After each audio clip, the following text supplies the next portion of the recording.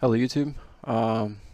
This is just another reference video, and this one will be about what I call a triggering event by my definition that I will be using here in the near future. All will be revealed soon, as soon as I'm done with what I'm typing up. I have to have somebody proofread it, and I have to have all these kind of made as training aids to explain some of what the stuff is in text. So I'll go ahead and switch here. Alright, so this video is talking about a trigger. So my definition of a trigger is when an aimbot locks on, it needs to see that box, that value. So right here, you see this red box around the player. So the aimbot application is saying that box for that player with the player skeleton in it is visible. I can lock onto it and I can help you aim onto the target. As soon as the player is down, there's a triggering event, and or as soon as the player is dead, there's a triggering event. There is another one that doesn't fall into this category of triggering event. I'll have to explain that in a different video. It's more of an obstruction. But in this is for a down or dead player. There's a triggering event. So right now, you see that there's that red square on it. Different applications, a different color. All right, lost my place. I'm back now. All right, so between this frame to this frame, two things happen. One, the player hitbox is no longer visible.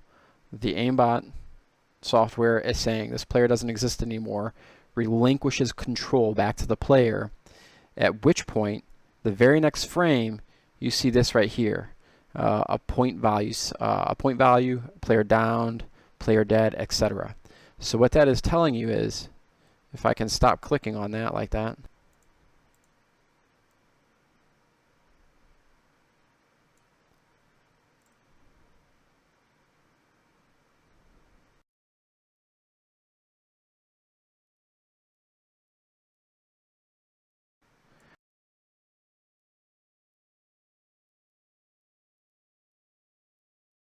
what that is saying is from that point forward, the control is back to the player, and if you see this triggering event, and then the player went from a nice tight shot group. So let me scroll back. So I had a lead up to the player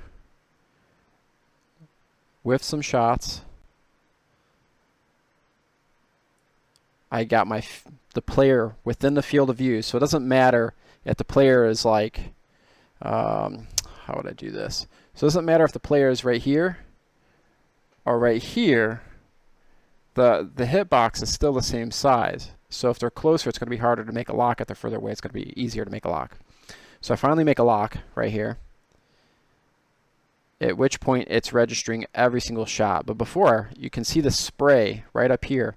I missed and whiffed every single shot, and now center mass, not missing a single one, and all of a sudden the player's gone. The hitbox that represents, hey, the player's here, they can take damage, that the skeleton kind of floats in, is gone. It's null and void. The player's no longer in the match. You're either out of the game or in the gulag, one or the other. At this point, you see the trigger, which is this text, and then control is given back to the player.